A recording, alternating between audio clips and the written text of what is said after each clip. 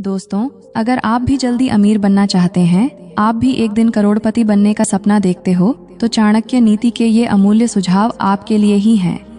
चाणक्य, जिन्हें हम कौटिल्य या विष्णुगुप्त के नाम से भी जानते हैं, उन्होंने धन कमाने और उसका सही उपयोग करने के कई महत्वपूर्ण सिद्धांत बताए हैं। इन सिद्धांतों को अपनाकर आप न केवल आर्थिक रूप से मजबूत बन सकते हैं, बल्कि अपने जीवन को संतुलित और सुखी भी बना सकते हैं। तो चलिए जानते हैं चाणक्य के धन संबंधी 10 महत्वपूर्ण नियम, जो आपके जीवन को बदल सकते हैं। लेकिन इससे पहले कि आप अमीर बन जाएं और हमें भाव ना दें, फटाफट चैनल को सब्सक्राइब कर लीजिए। पहली चाणक्य नीति है धन संचय का महत्व। चाणक्य के अनुसार धन मनुष्य के जीवन में अत्यंत महत्वपूर्ण है। इसके बिना व्यक्ति को जीवन की विभिन्न आवश्यकताओं को पूरा करने में कठिनाई होती है। धन से व्यक्ति न केवल अपने परिवार की जरूरतों को पूरा कर सकता है, बल्कि समाज में भी सम्मान प्राप्त कर सकता है। चाणक्य ने इस बात पर जोर दिया कि विपत्ति के समय धन व्यक्ति का सबसे बड़ा सहारा होता है। अगर कोई अचानक बीमार हो जाता है या किसी आपदा का सामना करता है, तो धन से ही इन समस्याओं का समाधान हो सकता है।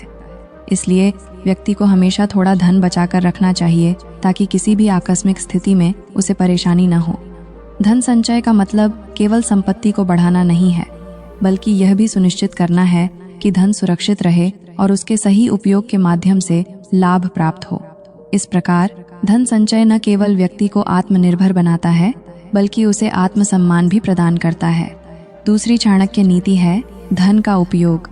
धन का संचय करने का अर्थ केवल उसे संचित रखना नहीं है, बल्कि उसका सही और सार्थक उपयोग करना भी है। चाणक्य के अनुसार धन का उपयोग धर्म, परिवार और समाज के कल्याण के लिए करना चाहिए। धर्म के मार्ग पर चलकर व्यक्ति अपने और दूसरों के जीवन में सुधार ला सकता है। परिवार के कल्याण के लिए धन का सही उपयोग अत्यंत महत्वपूर्ण है। शिक्षा, स्वास्थ्य और दैनिक जीवन की अन्य आवश्यकताओं को पूरा करने के लिए धन का प्रयोग करना चाहिए। यह सुनिश्चित करना चाहिए कि परिवार के सभी सदस्यों की आवश्यकताएं पूरी हों और उन्हें किसी प्रकार की कमी का सामना न करना पड़े। समाज के कल्याण के लिए भी धन का उपयोग किया जाना चाहिए। जरूरतमंदों की मदद, सामाजिक कार्यों में योगदान और जन कल्याण के कार्यों में भागीदारी से समाज में सकारात्मक बदलाव लाए जा सकते हैं। इस प्रकार धन का सही उपयोग न केवल व्यक्तिगत बल्कि सामाजिक और सामुदायिक विकास में भी सहायक होता है। तीसरी चाणक्य नीति है स्रोतों की विविधता। चाणक्य ने यह सलाह दी है कि व्यक्ति को आय के स्रोतों को विविध रखना चाहिए। केवल एक स्रोत पर निर्भर रहना जोखिम भरा हो सकता है, क्योंकि अगर वह स्रोत किसी कारणवश बंद हो जाए तो व्यक्ति को वित्तीय संकट का सामना करना पड़ सकता है। इसलिए आय के विभिन्न स्रोतों को विकसित करना महत्वपूर्ण है। विभिन्न स्रोतों से आय प्राप्त करने से न केवल व्यक्ति की आय में वृद्धि होती है, बल्कि उसकी वित्तीय स्थिरता भी सुनिश्चित होती है। यदि किसी एक स्रोत से आय में कमी आती है, तो अन्य स्रोतों से होने वाली आय इस कमी को पूरा कर सकती है। इस प्रकार व्यक्ति को वित्तीय संकट का सामना नहीं करना पड़ता। विविध आय स्रोतों का होना व्यक्ति को नए अवसरों की खोज और उन्हें प्राप्त करने के लिए प्रेरित करता है। इससे व्यक्ति के ज्ञान और कौशल में वृद्धि होती है और वह अधिक आत्मनिर्भर बनता है। विभिन्न क्षेत्रों में निवेश करने से भी व्यक्ति को दीर्घकालिक लाभ प्राप्त हो सकते हैं। चौथी चाणक्य नीति है व्यापार और उद्यमिता। चाणक्य ने व्यापार और उद्यमिता को धन कमाने का एक महत्वपूर्ण साधन माना है। उनके अनुसार व्यापार में सफलता प्राप्त करने के लिए बुद्धिमत्ता और चतुराई का उपयोग करना आवश्यक है। व्यापारिक निर्णय लेते समय सतर्कता और सूझबूझ का होना अनिवार्य है। उद्यमिता का मतलब नए अवसरों की खोज और उनका लाभ उठाना है। एक उद्यमी को अपने व्यवसाय में नवाचार और रचनात्मकता का प्रयोग करना चाहिए। इससे उसे न केवल प्रतिस्पर्धा में बढ़त मिलती है, बल्कि वह अपने ग्राहकों को बेहतर सेवाएं भी प्रदान कर सकता है। व्यापार में जोखिम लेना एक महत्वपूर्ण घटक है, लेकिन चाणक्य ने यह भी कहा है कि जोखिम को नियंत्रित करने के लिए उचित योजना और रणनीति बनानी चाहिए। सही योजना और प्रबंधन के माध्यम से व्यापार को सफलतापूर्वक चलाया जा सकता है और इससे दीर्घकालिक वित्तीय स्थिरता प्राप्त की जा सकती है। पांचवी चाणक्य नीति है वित्तीय प्रबंधन। धन का प्रबंधन करने के लिए विवेक और संयम का पालन करना आवश्यक है। चाणक्य ने बताया कि अनावश्यक खर्चों से बचना चाहिए और केवल आवश्यक वस्तुओं पर खर्च करना चाहिए। यह सुनिश्चित करना चाहिए कि खर्च और बचत के बीच एक संतुलन बना रहे। वित्तीय प्रबंधन का मतलब है कि व्यक्ति अपनी आय और व्यय को अच्छी तरह से योजनाबद्ध करे। इससे न केवल उसे अपने खर्चों पर नियंत्रण रखने में मदद मिलती है, बल्कि वह अपने भविष्य के लिए भी योजना बना सकता है। वित्तीय प्रबंधन के माध्यम से व्यक्ति अपनी वित्तीय स्थिति को मजबूत बना सकता है। सही वित्तीय प्रबंधन से व्यक्ति अपने वित्तीय लक्ष्यों को प्राप्त कर सकता है। इसे करने के लिए उसे अपनी आय का एक भाग बचत के रूप में रखना चाहिए और बाकी का उपयोग अपनी आवश्यकताओं को पूरा करने के लिए करना चाहिए। इस प्रकार वित्तीय प्रबंधन व्यक्ति को आर्थिक सुरक्षा और स्थिरता प्रदान करता है।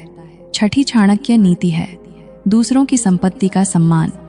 लेकिन इसको समझने से पहले ये समझ लीजिए कि ज्ञान की बात रोज रोज सुनोगे तभी ज्ञान दिमाग में बैठेगा, और हम आपके लिए रोज ज्ञान की बात लाते रहते हैं। इसलिए जिसने सब्सक्राइब नहीं किया है वो कर ले, और वीडियो पसंद आ रही हो तो लाइक भी कर ले।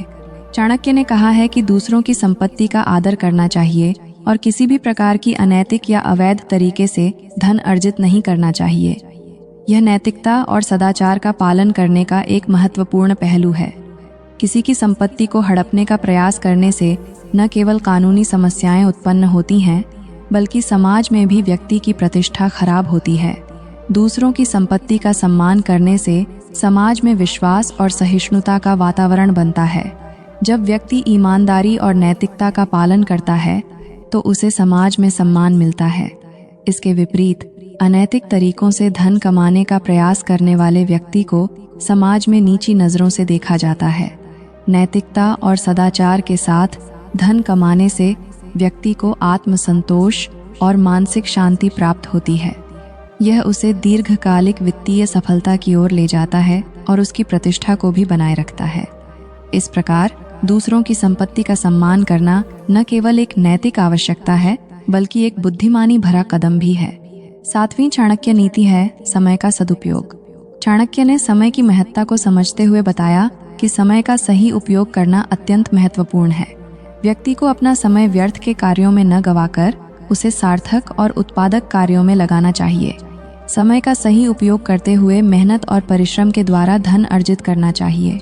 समय का सदुपयोग करने से व्यक्ति की उत्पादकता बढ़ती है और वह अपने लक्ष्यों को अधिक तेजी से प्राप्त कर सकता है। समय प्रबंधन के माध्यम से व्यक्ति अपने कार्यों को प्राथमिकता दे सकता है और उन्हें समय पर पूरा कर सकता है। यह उसे अपने पेशेवर और व्यक्तिगत जीवन में संतुलन बनाए रखने में मदद करता है। चाणक्य ने यह भी कहा है कि समय का सदुपयोग करने से व्यक्ति नई क्षमताओं और कौशलों का विकास कर सकता है। यह उसे नई चुनौतियों का सामना करने और उन्हें सफलतापूर्वक पार करने के लिए तैयार करता है।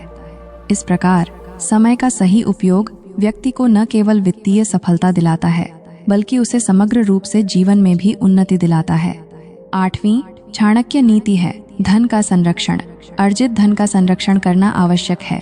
चाणक्य ने बताया कि धन की रक्षा के लिए उचित उपाय करना चाहिए ताकि वह सुरक्षित रहे।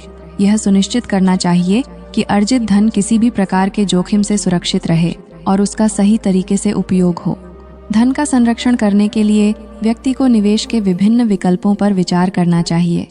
उसे अपने धन को ऐसे साधनों में निवेश करना चाहिए जो सुरक्षित और लाभदायक हों।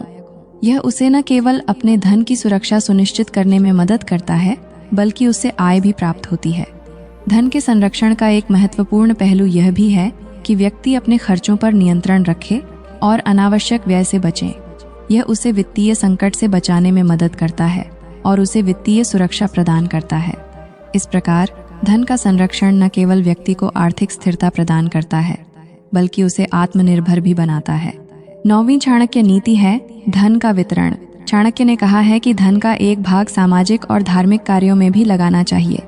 इससे न केवल समाज का कल्याण होता है, बल्कि व्यक्ति की प्रतिष्ठा भी बढ़ती है। दान और परोपकार करने से समाज में सकारात्मकता और सहयोग की भावना बढ़ती है। धार्मिक कार्यों में धन का उपयोग करने से व्यक्ति को आध्यात्मिक संतोष और मानसिक शांति प्राप्त होती है। यह उसे समाज में एक सम्मानित स्थान दिलाता है और उसके कार्यों को सराहा जाता है। इस प्रकार धन का सही उपयोग समाज और धर्म के कल्याण में योगदान देने के लिए किया जा सकता है। समाज के कमजोर और ज़रूरतमंद वर्गों की सहायता करने से व्यक्ति को आत्मिक संतोष प्राप्त होता है। यह उसे अपने धन का सही उपयोग करने का एहसास दिलाता है और उसे समाज के प्रति अपनी जिम्मेदारियों को पूरा करने में मदद करता है। इस प्रकार धन का वितरण न केवल व्यक्ति को सम्मानित करता है बल्कि समाज में भी सकारात्मक बदलाव लाता है। आखिरी और 10वीं चाणक्य नीति है संकट की तैयारी।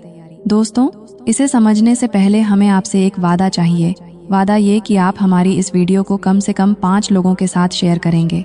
दोस्तों, इस वीडियो को हम आपके लिए ही बनाते हैं।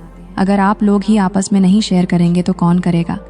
तो इसे सबके साथ शेयर कर दीजिए। और अब सुनिए चाणक्य जी ने क्या कहा है। चाणक्य ने बताया है कि भविष्य में आने वाले संकटों के लिए धन का संग्रह करना चाहिए। विपरीत परिस्थितियों में यह संग्रहित धन सहायक होता है। यह सुनिश्चित करना चाहिए कि व्यक्ति के पास आपात स्थिति में उपयोग करने के लिए पर्याप्त धन हो।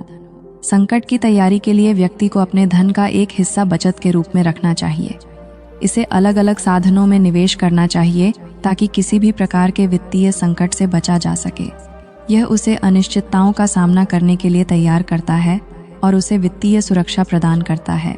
चाणक्य ने यह भी बताया है कि संकट की तैयारी के लिए व्यक्ति को अपनी खर्च की आदतों पर नियंत्रण रखना चाहिए और केवल आवश्यक वस्तुओं पर ही खर्च करना चाहिए। इससे उसे अपने भविष्य के लिए धन संग्रह करने में मदद मिलती है और वह किसी भी आपात स्थिति का सामना करने के लिए तैयार रहता है। इस प्रकार संकट की तैयारी व्यक्ति को आत्मनिर्भर और सुरक्षित बनाती है। दोस्तों, वादा मत तोड़ना और वीडियो को शेयर ज़रूर कर देना। और जिसने अभी तक सब्सक्राइब नहीं किया है वो सब्सक्राइब करके ही जाना। धन्यवाद।